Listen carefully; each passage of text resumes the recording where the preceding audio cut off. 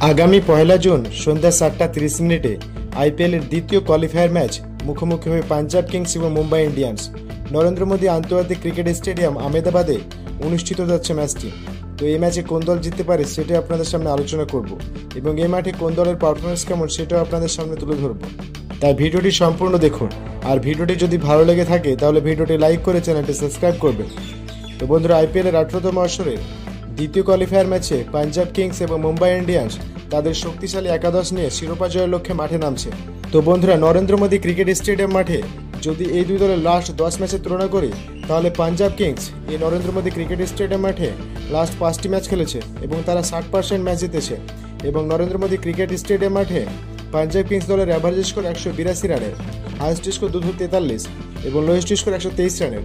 তারপর যদি বলি মুম্বাই ইন্ডিয়ান্স দলের কথা, তারা এই নরেন্দ্র মোদী ক্রিকেট স্টেডিয়াম মাঠে লাস্ট 4টি ম্যাচ খেলেছে এবং তারা একটিও ম্যাচ জিততে পারেনি।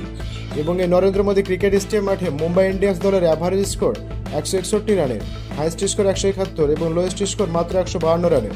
তো বন্ধুরা, পরিসংখ্যান অনুযায়ী এই নরেন্দ্র মোদী ক্রিকেট স্টেডিয়াম মাঠে মুম্বাই ইন্ডিয়ান্সের থেকে পাঞ্জাব কিংস দল অনেকটা এগিয়ে আছে।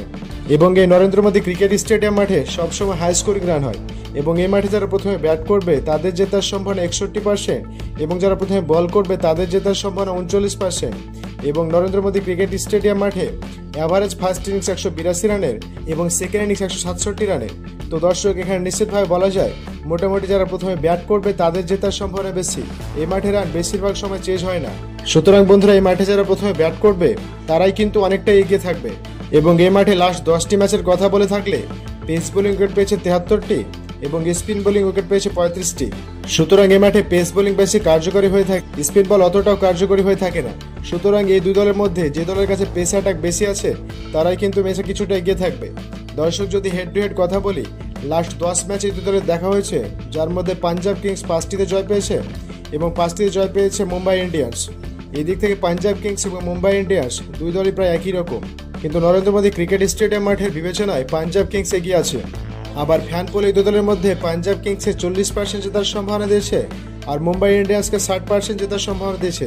কিন্তু বন্ধুরা, আমার মতে সামগ্রিক তথ্য বিবেচনা করে এই দ্বিতীয় কোয়ালিফায়ার ম্যাচে পাঞ্জাব কিংস জিততে চলেছে। আপনার মতে আইপিএলের 18তম আসরের দ্বিতীয় কোয়ালিফায়ার ম্যাচে কোন দল জিতবে বলে মনে করছেন সেটা অবশ্যই কমেন্ট করে জানাবেন। ধন্যবাদ সবাইকে।